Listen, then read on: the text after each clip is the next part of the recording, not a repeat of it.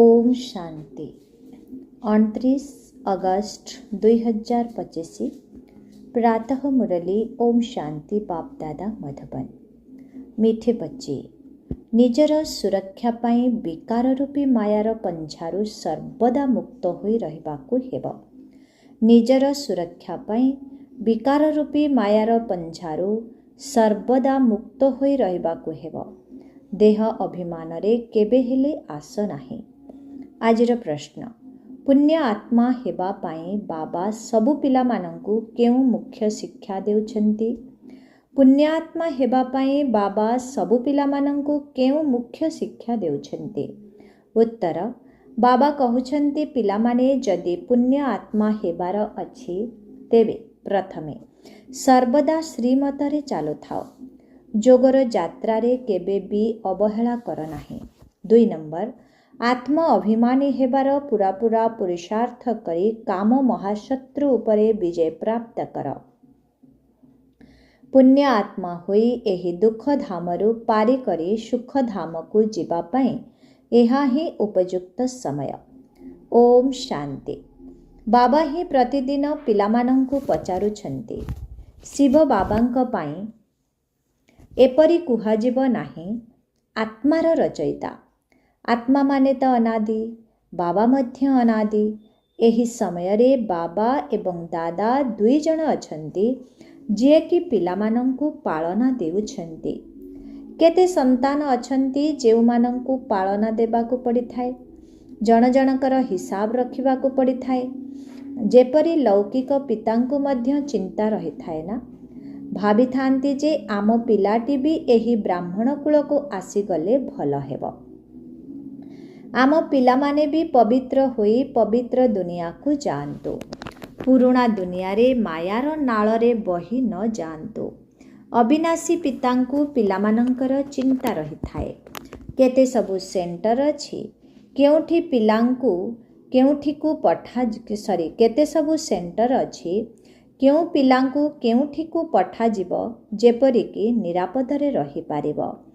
आजिकाली निरापदरे रहिबा मध्य मुश्किल अटे। दुनिया रे कौनसी प्रकारर सुरक्षा नाही। स्वर्गरे तो प्रत्येक सुरक्षित, एठारे काहार भी सुरक्षा नाही। केउठी ना केउठी विकार रूपी मायार कबଳରେ छंदी होई जाउछन्ति। तुम आत्मा मानंकु एठारे शिक्षा मिलुछि। सत्यर संग मध्य एहिठारे हेउछि। यही ठारे ही दुख धामकु पार करी सुख धामकु जीवाकु हेब। काहेकि ना एबे पिलामाने जानिगले जे दुख धाम कौन, सुख धाम कौन। वास्तव रे एहा एबे दुख धाम अटे। आमे बहुत पाप करिछु एवं सेठारे पुण्य आत्मा माने ही रही थांते। एबे आमको पुण्य आत्मा हेबाकु पड़िब। एबे तुमे प्रत्येक निजर 84 जन्मर इतिहास भूगोल को जानिगल। दुनिया रे केही भी 84 जन्मर इतिहास भूगोल को जानि नाहंती। एबे बाबा आसी पूरा जीवन कहानी बुझाउछन्ति। एबे तुमे जानुछ बाबांकु मने पकाई आमको पूरा पुण्य आत्मा हेबाकु पड़िब। अवहेला करिबा कारणरू एहिथिरे ही बहुत धोखा खाई थांती। बाबा कहउछन्ति जे यही समय रे अवहेला करिबा भल नुहे। श्रीमत पालन करिबा उचित। सेथिरे मध्य मुख्य कथा कहउछन्ति, एक तो बाबांक स्मृति रे रुह, द्वितीयतः काम महाशत्रु उपरे विजय प्राप्त करिबाकु हेब।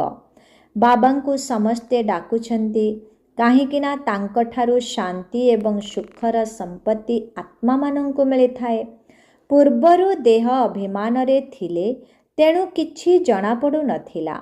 एबे पिलामानंकु आत्म अभिमानी करा जाउछि। नुआ मानंकु प्रथमे लौकिक और द्वितीय रे पारलौकिक बाबांकर परिचय दिय। अविनाशी बाबांक ठारु स्वर्गर और लौकिक पितांक ठारु नरकर भाग्य प्राप्ति हुए। पुत्र सावाले कहेले संपत्तिर हकदार होई थाए। जेबे ज्ञान आसी थाए पुणी धीरे धीरे मायार अधीन होई जाई थांते। ताहा सबु हेला रावण राज्यर नीति प्रथा। ବର୍ତ୍ତମାନ ତୁମେମାନେ ଜାଣୁଛ ଏହି ଦୁନିଆ ବଦଳୁଛି, ଏହି ପୁରୁଣା ଦୁନିଆର ବିନାଶ ହେଉଛି। କେବଳ ଗୀତାରେ ହିଁ ବିନାଶର ବର୍ଣ୍ଣନା ରହିଛି, ଆଉ କୌଣସି ଶାସ୍ତ୍ରରେ ମହାଭାରତ ମହାଭାରୀ ଲଢ଼େଇର ବର୍ଣ୍ଣନା ନାହିଁ। ଗୀତାର ସମୟ ହେଉଛି ଏହି ପୁରୁଷୋତ୍ତମ ସଙ୍ଗମ ଯୁଗ। ଗୀତାର ଯୁଗ ଅର୍ଥାତ୍ ଆଦି ସନାତନ ଦେବୀ ଦେବତା ଧର୍ମର ସ୍ଥାପନା। ଗୀତା ହିଁ ହେଉଛି ଦେବୀ ଦେବତା ଧର୍ମର ଶାସ୍ତ୍ର। ତେଣୁ ଏହା ହେଉଛି ଗୀତାର ଯୁଗ ଅଟେ। ଯେବେକି ନୂଆ ଦୁନିଆ ସ୍ଥାପନ ହେଉଛି, ମନୁଷ୍ୟଙ୍କୁ ମଧ୍ୟ ବଦଳିବାକୁ ହେବ। ମନୁଷ୍ୟରୁ ଦେବତା ହେବାକୁ ପଡ଼ିବ। ନୂଆ ଦୁନିଆରେ ନିଶ୍ଚିତ ଦୈବୀ ଗୁଣଧାରୀ ମନୁଷ୍ୟ ଆବଶ୍ୟକ ନା। ଏହିସବୁ କଥାକୁ ଦୁନିଆ ଜାଣିନାହିଁ। ସେମାନେ କଳ୍ପର ଆୟୁଷ ବଢ଼ାଇ ଦେଇଛନ୍ତି। ଏବେ ତୁମ ପିଲାମାନଙ୍କୁ ବାବା ବୁଝାଉଛନ୍ତି, ତୁମେ ଜାଣୁଛ ଯେ ନିଶ୍ଚିତ ଭାବରେ ବାବା ଆମକୁ ପଢ଼ାଉଛନ୍ତି। ଶ୍ରୀକୃଷ୍ଣଙ୍କୁ କେବେ ପିତା, ଶିକ୍ଷକ ବା ଗୁରୁ କହିପାରିବା ନାହିଁ। ଯଦି ଶ୍ରୀକୃଷ୍ଣ ଶିକ୍ଷକ ହୋଇଥାନ୍ତେ ତେବେ ଶିଖିଲେ କେଉଁଠାରୁ? ତାଙ୍କୁ ଜ୍ଞାନର ସାଗର କୁହାଯାଇପାରିବ ନାହିଁ। ଏବେ ତୁମ ସନ୍ତାନମାନଙ୍କୁ ଦୁନିଆର ନାମୀ ଗ୍ରାମୀ ବ୍ୟକ୍ତିମାନଙ୍କୁ ବୁଝାଇବାକୁ ହେବ। ପରସ୍ପର ବିଚାର କରିବା ଦରକାର ଯେ ସେବାର ବୃଦ୍ଧି କିପରି ହେବ, ତୀବ୍ର ବେଗରେ ସେବା କିପରି ହେବ। ବ୍ରହ୍ମାକୁମାରୀମାନଙ୍କ ପାଇଁ ଯେଉଁମାନେ ଏତେ ଗଣ୍ଡଗୋଳ କରୁଛନ୍ତି, ସେମାନେ ପୁଣି ବୁଝିବେ ଯେ ଏମାନେ ତ ସଚ୍ଚା ଅଟନ୍ତି, ବାକି ଦୁନିଆ ତ ହେଲା ମିଥ୍ୟା। ସେଥିପାଇଁ ସତ୍ୟର ନୌକାକୁ ଦୋହଲି ଥାଏ। ତୋଫାନ ତ ଆସିବ ନା। ତୁମେ ହେଲ ନୌକା, ଯିଏକି ପାରି ହେଉଛ। ତେଣୁ ତୁମେ ଜାଣୁଛ ଯେ ଆମକୁ ଏହି ମାୟାବୀ ଦୁନିଆରୁ ପାରି ହେବାର ଅଛି। ସବୁଠାରୁ ପ୍ରଥମ ନମ୍ବରର ତୋଫାନ ଆସିଥାଏ ଦେହ ଅଭିମାନର, ଯାହା ସବୁଠାରୁ ଖରାପ। ଦେହ ଅଭିମାନ ହିଁ ସମସ୍ତଙ୍କୁ ପତିତ କରିଛି। ତେଣୁ ତ ବାବା କହୁଛନ୍ତି କାମ ମହାଶତ୍ରୁ। ଏହା ବହୁତ କଡ଼ା ତୋଫାନ ଅଟେ। କେହି ତ ଏହା ଉପରେ ବିଜୟ ପ୍ରାପ୍ତ ମଧ୍ୟ କରିଛନ୍ତି। ଗୃହସ୍ଥ ବ୍ୟବହାରରେ ରହିଛନ୍ତି, ପୁଣି ତାଠାରୁ ବଞ୍ଚିବା ପାଇଁ ଚେଷ୍ଟା କରୁଛନ୍ତି। କୁମାର କୁମାରୀମାନଙ୍କ ପାଇଁ ତ ବହୁତ ସହଜ ଅଟେ। ସେଥିପାଇଁ ନାମର ମଧ୍ୟ ଗାୟନ ଅଛି କହ୍ନେୟା। ଏତେ କନ୍ୟାମାନେ ନିଶ୍ଚିତ ଶିବ ବାବାଙ୍କର ହୋଇଥିବେ। ଦେହଧାରୀ ଶ୍ରୀକୃଷ୍ଣଙ୍କର ତ ଏତେ କନ୍ୟା ହୋଇପାରିବେ ନାହିଁ। ଏବେ ତୁମେମାନେ ଏହି ପାଠପଢ଼ା ଦ୍ୱାରା ପାଟରାଣୀ ହେଉଛ। ଏଥିରେ ମୁଖ୍ୟ ପବିତ୍ରତା ଦରକାର। ନିଜେ ନିଜକୁ ଦେଖ ଯେ ୟାଦ୍ର ଚାର୍ଟ ଠିକ୍ ଅଛି। ବାବାଙ୍କ ପାଖକୁ କାହାର 5 ଘଣ୍ଟାର, କାହାର 2-3 ଘଣ୍ଟାର ବି ଚାର୍ଟ ଆସୁଛି। କେହି ତ ଚାର୍ଟ ଲେଖନ୍ତି ହିଁ ନାହିଁ। ବହୁତ କମ୍ ୟାଦ କରୁଛନ୍ତି। ସମସ୍ତଙ୍କର ୟାଦର ଯାତ୍ରା ତ ଏକାଭଳି ହୋଇପାରିବ ନାହିଁ। ଆଗକୁ ଗଲେ ପିଲାମାନଙ୍କ ସଂଖ୍ୟା ବହୁତ ବୃଦ୍ଧି ହେବ। ପ୍ରତ୍ୟେକଙ୍କୁ ନିଜର ଚାର୍ଟ ଦେଖିବାକୁ ହେବ। ମୁଁ କେଉଁ ପଦ ପାଇପାରିବି? ମୁଁ କେତେ ଖୁସିରେ ଅଛି? ଆମ ମଧ୍ୟରେ ସର୍ବଦା ଖୁସି କାହିଁକି ରହିବ ନାହିଁ, ଯେତେବେଳେ ଆମେ ସର୍ବୋଚ୍ଚ ବାବାଙ୍କର ହୋଇଛୁ? ଡ୍ରାମା ଅନୁସାରେ ତୁମେମାନେ ବହୁତ ଭକ୍ତି କରିଛ। ଭକ୍ତମାନଙ୍କୁ ଫଳ ଦେବା ପାଇଁ ହିଁ ବାବା ଆସିଛନ୍ତି। ରାବଣ ରାଜ୍ୟରେ ତ ବିକର୍ମ ହିଁ ହୋଇଥାଏ। ତୁମେ ପୁରୁଷାର୍ଥ କରୁଛ ଶତପ୍ରଧାନ ଦୁନିଆକୁ ଯିବା ପାଇଁ। ଯିଏ ସମ୍ପୂର୍ଣ୍ଣ ରୂପେ ପୁରୁଷାର୍ଥ ନ କରିବେ, ସେମାନେ ସତ୍ୱରେ ଆସିବେ। ସମସ୍ତେ କ'ଣ ଏତେ ଜ୍ଞାନକୁ ଗ୍ରହଣ କରିବେ?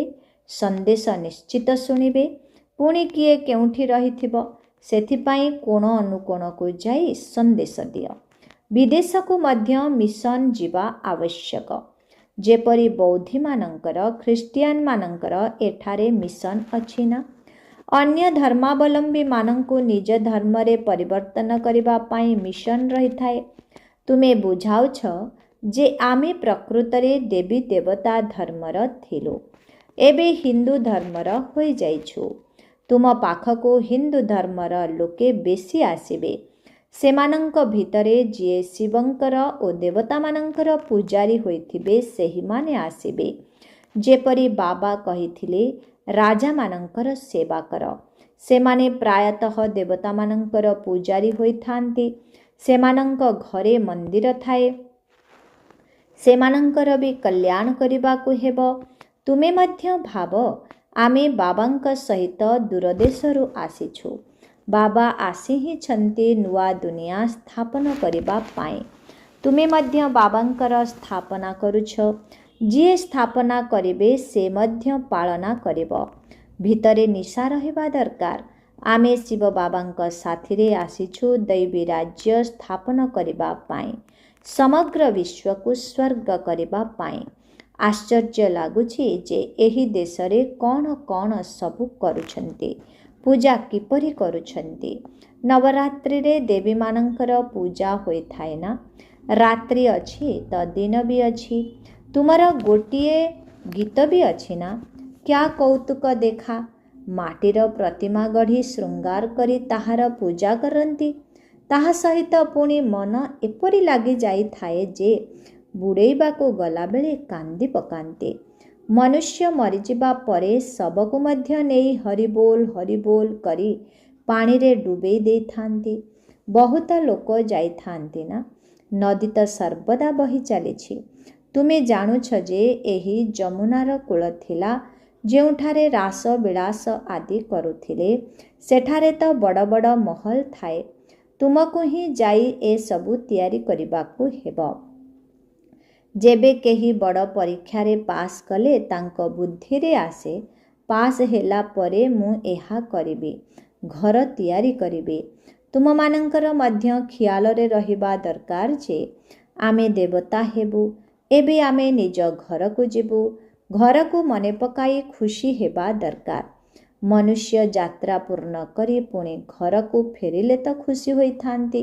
आमे एबे घर को जाउछु जेउठारे आमर जन्म होइथिला। आम आत्मा मानंकर मध्य घर हेउछि मूल वतन। केते खुशी मिलुछि। मनुष्य एते भक्ति करिथांती केवल मुक्ति पाइबा पाई। परंतु ड्रामा रे एभली अभिनय रहिछि जाहाकि फेरिबार सुजोग काहाको मिले नाही। तुमे जानुछ जे सेमानंको अधा कल्प निश्चित अभिनय करिबाकु हेब। आमर एबे 84 जन्म पूरा हेउछि। एबे फेरी जिबाकु हेब एवं पुणी राजधानी को आसीबो। बास घर एवं राजधानी ही मने रहू। एठारे बसी मध्य काहा काहा को निजर कारखाना आदि मने पड़ी थाए। जेपरि देख बिरल तांकर केते जेपरि देख बिरला तांकर केते कारखाना आदि अछि। दिन सारा से सबु तांकर ख्याल रे रहउथिबो। तांकु जदि कहब बाबांको मने पकाओ तेबे तांकु बाबांको मने पकाइबा केते कष्टकर हेबो। घड़ी घड़ी धंदा आदि मने पड़ुथिबो। सबुठारु सहज हेला माता पितांकु तापरे कन्या मानंकु जी थाउ थाउ मरिबाकु हेबो। समग्र विश्व को भूलिबाकु हेबो। तुमे निजको आत्मा भावी शिव बाबांकर हेउछ। एहाको ही बंची रही मरिबा कुहा जाउछि। देह सहित देहर सबु संबंध छाड़ी निजको आत्मा भावी शिव बाबांकर हेबाकु पड़िबो। शिव बाबांको ही याद करी चालिबाकु हेबो। काहेकि ना पापर बोझ मुंड उपरे बहुत अछि। मन तो समस्तंकर होइथाए जे मु जीवदशारे मरी शिव बाबांकर होई जाए। शरीरर स्मृति न रहू। आमे अशरीरी आसीथिलु पुणे अशरीरी होई जीवाकु हेबो। बाबांकर होइछु तो बाबांक व्यतीत अन्य केही मने न पड़ंतु। एभली स्थिति शीघ्र होई गले तो पुणी लड़े भी शीघ्र लागिबो। बाबा केते बुझाउछन्ति आमे तो हेउछु शिव बाबांकर ना। आमे सेठाकार बासिंदा अटु। एठारे तो केते दुख रहिछि। वर्तमान एहा अंतिम जन्म। बाबा कहिछन्ति तुमे सतोप्रधान थिल तो आउ केही न थिले। तुमे केते साहुकार थिल। जदिओ एही समय रे पैसा आदि अछि किंतु ए सबु तो किछि नुहे। सबु कौड़ी तुल्य अटे। एहा सबु अल्पकालर सुख पाई अटे। बाबा बुझाउछन्ति जे अतीतरे दान पुण्य करिछन्ति तेणु पैसा भी बहुत मिलुछि। ପୁଣି ଦାନ କରୁଛନ୍ତି। କିନ୍ତୁ ଏହା ତ ଗୋଟିଏ ଜନ୍ମର କଥା। ଏଠାରେ ତ ଜନ୍ମ ଜନ୍ମାନ୍ତର ପାଇଁ ସାହୁକାର ହେଉଛ। ଯେତେ ବଡ଼ କହିବ ସେତେ ଅଧିକ ଦୁଃଖ ପାଇବ। ଯାହାର ବହୁତ ଧନ ଅଛି ସେ ପୁଣି ବହୁତ ବାନ୍ଧି ହୋଇ ରହିଛନ୍ତି ନା। ବାବାଙ୍କର ହୋଇ ରହିପାରିବେ ନାହିଁ। କେହି କେହି ସାଧାରଣ ଗରିବ ହିଁ ସମର୍ପିତ ହେବେ। ସାହୁକାର କେବେ ସମର୍ପିତ ହେବେ ନାହିଁ। ସେମାନଙ୍କ ପୁଅ ନାତିଙ୍କ ପାଇଁ ରୋଜଗାର କରିଥାନ୍ତି। ଭାବନ୍ତି ଆମର କୁଳ ସୁଖରେ ଚାଲୁଥାଉ। କିନ୍ତୁ ନିଜେ ସେହି ଘରେ ପୁନର୍ଜନ୍ମ ନେବେ ନାହିଁ। ପୁଅ ନାତି ଆସିବେ ଯେଉଁମାନେ କି ଭଲ କର୍ମ କରିଥିବେ। ଯେପରି ଯିଏ ବହୁତ ଦାନ କରିଥାନ୍ତି ସେ ରାଜା ହୋଇଥାନ୍ତି, କିନ୍ତୁ ସଦା ସ୍ୱାସ୍ଥ୍ୟବାନ ତ ହେବେ ନାହିଁ। ରାଜତ୍ୱ କଲେ କ'ଣ ହେବ? ଅବିନାଶୀ ସୁଖ ତ ନାହିଁ। ଏଠାରେ ପ୍ରତି ପାଦରେ ଅନେକ ପ୍ରକାରର ଦୁଃଖ ମିଳୁଛି। ସେଠାରେ ଏହିସବୁ ଦୁଃଖ ଦୂର ହୋଇଯାଇଥାଏ। ବାବାଙ୍କୁ ଡାକିଥାନ୍ତି ଯେ ଆମର ଦୁଃଖ ଦୂର କର। ତୁମେ ଜାଣୁଛ ଯେ ସବୁ ଦୁଃଖ ଦୂର ହୋଇଯିବ। କେବଳ ବାବାଙ୍କୁ ୟାଦ କରୁଥାଅ। କେବଳ ଏକ ବାବାଙ୍କ ବ୍ୟତୀତ ଆଉ କାହାଠାରୁ ସମ୍ପତ୍ତି ମିଳିପାରିବ ନାହିଁ। ବାବା ସମଗ୍ର ବିଶ୍ୱର ଦୁଃଖ ଦୂର କରୁଛନ୍ତି।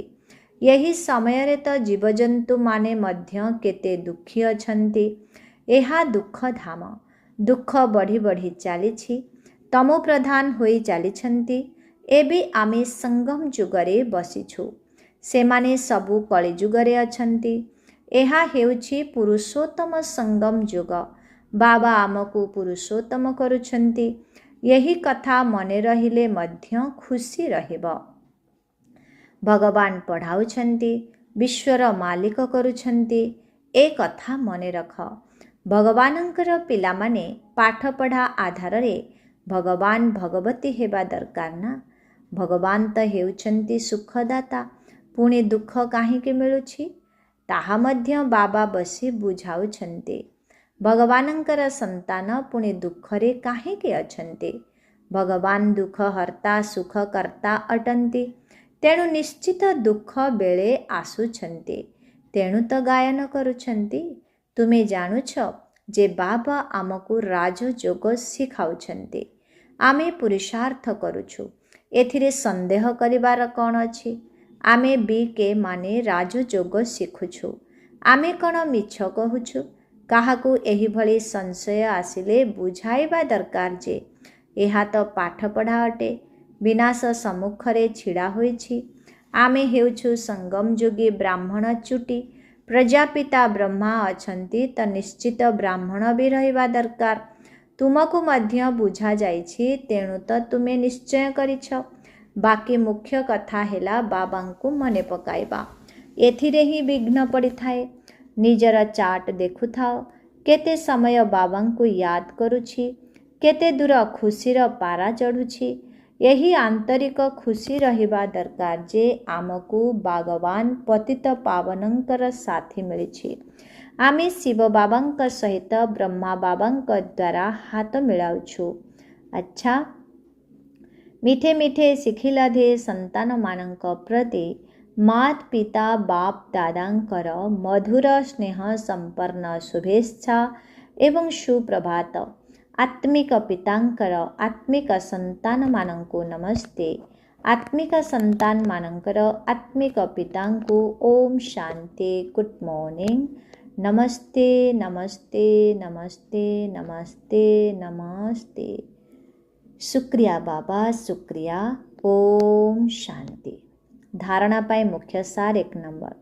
ନିଜ ଘର ଏବଂ ରାଜଧାନୀକୁ ମନେ ପକାଇ ଅପାର ଖୁସିରେ ରହିବାକୁ ହେବ। ସର୍ବଦା ଏହି କଥା ମନେ ରହୁ ଯେ ଏବେ ଆମର ଯାତ୍ରା ଶେଷ ହୋଇଛି। ଆମେ ନିଜ ଘରକୁ ଯାଉଛୁ, ପୁଣି ରାଜଧାନୀରେ ଆସିବୁ। 2 ନମ୍ବର। ଆମେ ବ୍ରହ୍ମାଙ୍କ ଦ୍ୱାରା ଶିବ ବାବାଙ୍କ ସହିତ ହାତ ମିଳାଉଛୁ। ସେହି ଭଗବାନ ଅର୍ଥାତ୍ ବଗିଚାର ମାଲିକ ଆମକୁ ପତିତରୁ ପାବନ କରୁଛନ୍ତି। ଆମେ ଏହି ପାଠପଢ଼ା ଦ୍ୱାରା ସ୍ୱର୍ଗର ପାଟରାଣୀ ହେଉଛୁ। ଏହି ଭାଗ୍ୟର ଆନ୍ତରିକ ଖୁସିରେ ରହିବାକୁ ହେବ। ଆଜିର ବରଦାନ। ତିନି ପ୍ରକାରର ବିଜୟର ପଦକ ପ୍ରାପ୍ତ କରୁଥିବା ସଦା ବିଜୟୀ ଆତ୍ମା ହୁଅ। ତିନି ପ୍ରକାରର ବିଜୟର ପଦକ ପ୍ରାପ୍ତ କରୁଥିବା ସଦା ବିଜୟୀ ଆତ୍ମା ହୁଅ। ବିଜୟମାଳାରେ ନମ୍ବର ପ୍ରାପ୍ତ କରିବା ପାଇଁ ପ୍ରଥମେ ସ୍ୱ ଉପରେ ବିଜୟୀ ହୁଅ, ତାପରେ ସମସ୍ତଙ୍କ ଉପରେ ବିଜୟୀ ହୁଅ, ତାପରେ ପ୍ରକୃତି ଉପରେ ବିଜୟୀ ହୁଅ। ଏହି ତିନି ପ୍ରକାରର ବିଜୟର ପଦକ ପ୍ରାପ୍ତ ହେଲେ ଯାଇ ବିଜୟମାଳାର ଦାନା ହୋଇପାରିବ। ସ୍ୱ ଉପରେ ବିଜୟୀ ହେବା ଅର୍ଥ ନିଜର ବ୍ୟର୍ଥ ଭାବ, ସ୍ୱଭାବକୁ ଶ୍ରେଷ୍ଠ ଭାବ ଏବଂ ଶୁଭ ଭାବନାରେ ପରିବର୍ତ୍ତନ କରିବା। ଯେଉଁମାନେ ଏହିଭଳି ସ୍ୱ ଉପରେ ବିଜୟୀ ହୋଇଯାଆନ୍ତି, ସେମାନେ ଅନ୍ୟମାନଙ୍କ ଉପରେ ମଧ୍ୟ ବିଜୟ ପ୍ରାପ୍ତ କରିନିଅନ୍ତି। ପ୍ରକୃତି ଉପରେ ବିଜୟ ପ୍ରାପ୍ତ କରିବା ଅର୍ଥ ହେଲା ବାୟୁମଣ୍ଡଳ, ବାତାବରଣ ଏବଂ ସ୍ଥୂଳ ପ୍ରକୃତିର ସମସ୍ୟାଗୁଡ଼ିକ ଉପରେ ବିଜୟୀ ହେବା। ଆଜିର ସ୍ଲୋଗାନ, ନିଜର କର୍ମେନ୍ଦ୍ରିୟମାନଙ୍କ ଉପରେ ସମ୍ପୂର୍ଣ୍ଣ ରାଜ୍ୟ କରିବା ବାଲା ହିଁ ସଚ୍ଚା ରାଜଯୋଗୀ ଅଟନ୍ତି। ଓମ୍ ଶାନ୍ତି। ଅବ୍ୟକ୍ତ ଇଶାରେ, ଯଦି ସହଜ ଯୋଗୀ ହେବାକୁ ଚାହୁଁଛ ତେବେ ପରମାତ୍ମା ସ୍ନେହର ଅନୁଭବୀ ହୁଅ। ତୁମମାନଙ୍କୁ ଜ୍ଞାନ ସହିତ ସଚ୍ଚା ଆତ୍ମିକ ସ୍ନେହ ମଧ୍ୟ ମିଳିଛି। ସେହି ଆତ୍ମିକ ସ୍ନେହ ହିଁ ତୁମକୁ ପ୍ରଭୁଙ୍କର କରିଦେଇଛି। ଏଠାରେ ସବୁ ପିଲାଙ୍କୁ ଡବଲ ସ୍ନେହ ମିଳୁଛି। ଗୋଟିଏ ହେଲା ବାବାଙ୍କ ଠାରୁ, ଆଉ ଗୋଟିଏ ହେଲା ଦୈବୀ ପରିବାର ଠାରୁ। ତେଣୁ ସ୍ନେହର ଅନୁଭବ ହିଁ ତୁମମାନଙ୍କୁ ପରମାତ୍ମା ଜ୍ୟୋତି ଉପରେ ସ୍ୱାହା ହେଉଥିବା ପତଙ୍ଗ କରିଦେଇଛି।